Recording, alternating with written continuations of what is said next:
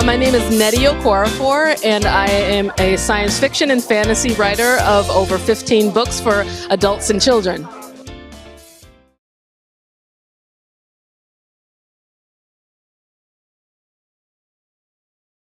I guess it would be African futurism and African jujuism.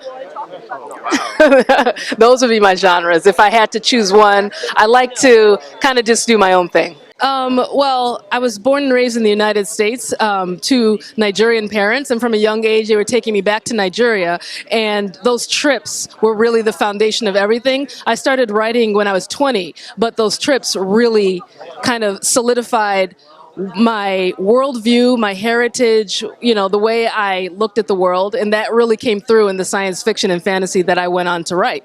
And it's been expanding for years. I think Black Panther was a pinnacle, like it was a peak in something that's been kind of slowly creeping up for some decades now. So yeah. And I guess I could say that I also write for Marvel as well, and I've written Black Panther as well, and I'm currently writing Shuri, who is Black Panther's little sister. So yeah, I have a good taste for that as well. Okay, in terms of future projects, I'm currently and continuing to write Shuri for Marvel, and then I'm also, and this news just came out. I'm going to be co-writing Wild Seed, which is a TV series for Viola Davis's company with Amazon, and I'm co-writing that with Wanuri Kahiu, who's a Kenyan film director. So there's that. I have a memoir that's coming out in June. And so much more. I could keep talking, but that's just a taste of what I'm up to. Oh, wow. Well, thank you. So is there a way that our viewers can find you? Oh, yes. I'm very active on Twitter. I'm just Nnedi at Nnedi on Twitter. And you can find me, just look up Nnedi on Facebook or Instagram. You'll find me. I'm pretty easy to find. I've got a very unique name. I'm a judge. My job was to pass judgment on these poor, benighted new writers and decide which one of them deserved the final prize. They get an award and they get money, and beyond that, I don't know, because they're not giving it to me, and so I'm not counting it. You can be a top writer and no one recognizes you in the grocery store. So I'm known most for writing Ender's Game. I've written 75 books, and as long as I'm not dead, I'm going to keep on writing. So that's what a writing career is. If you want to write a lot of books, don't die and keep writing. Sure. There's a series of books that begins with a novel called Pathfinder, and then another one that begins with a novel called The Lost Gate. And I'm really proud of both series. They're both trilogies, and they're both complete. No more volumes coming. They're done. So it's not like Game of Thrones where it's just going to keep on being written forever. Those series are closed and done. Oh, I'm Laura Fries Baraha. I'm one of the Illustrator judges in L. Ron Hubbard's Writers and Illustrators of the World contest. And this is a contest of global proportions that truly launches careers. Many of our writers have gone on to the New York Times and the New York Times, bestseller list, and others have been illustrating books and magazines and have gone on to brilliant careers, all of which were launched with this contest.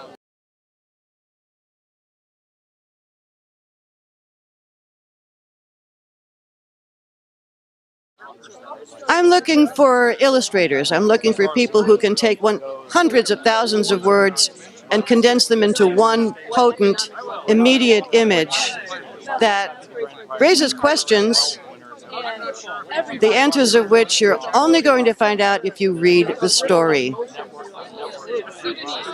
The interesting thing is the difference between illustration and comic books, because where an illustration condenses hundreds of thousands of words into one potent image, the comic books take a few words and explode them into hundreds of images.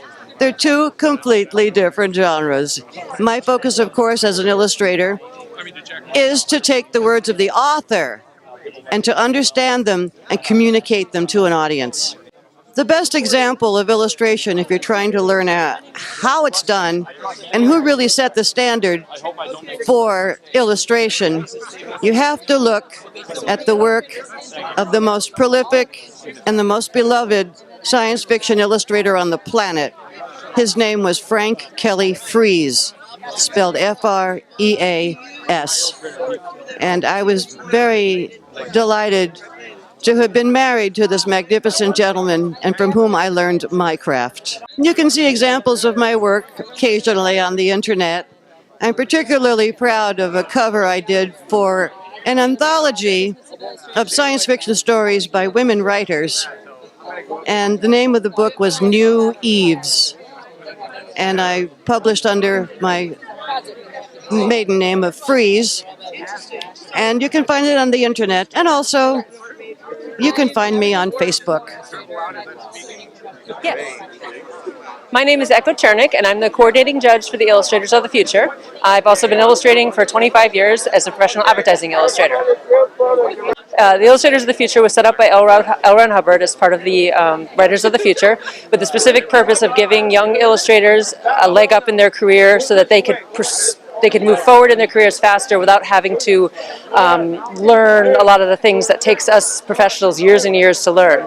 So a lot of judges come down, including myself and my husband and Larry Elmore and Sergei and a few others. We come down and we spend the entire week at a workshop with them, teaching them what took us years to figure out. I specifically teach them about contracts and about working with art directors and how to professionally present your portfolio and all the things that it takes practice to learn so that they can move along quicker in their career. Okay, hi, I'm Rob Pryor, and I'm one of the Illustrator judges. And I illustrate. I did a lot of pop culture stuff. I worked for Marvel, Dungeons and Dragons, everybody. And I've been doing that all my life. Now I do mostly gallery work and direct movies.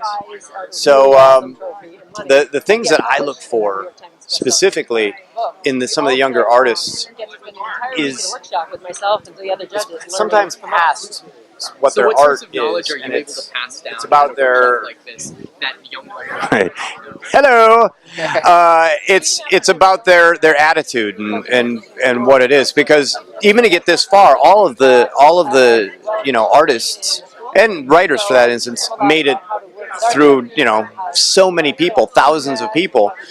So I look for attitude and how they control the eye as they're doing their covers. So that's the stuff I look forward to and look to see. Well, I won this contest in 1991, which is about 28 years ago. So in pretty long time, I became a judge, and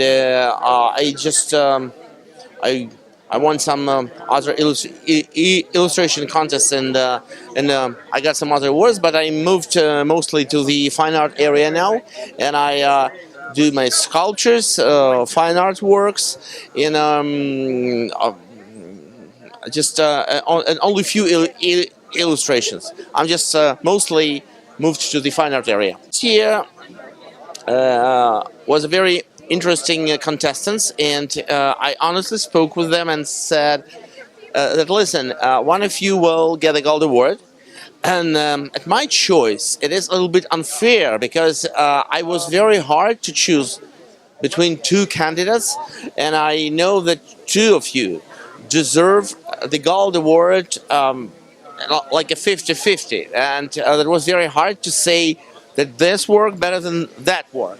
So, and I made my choice with a feeling I'm a little bit unfair, doing something not fair, because I should divide the gold award between two contestants, but I chose only one. But anyway, you are all one, because you have pretty good, you did a pretty good job. So, and definitely all the contestants will use this contest in his portfolio, and that definitely will help them in their career and to become a successful professional illustrators.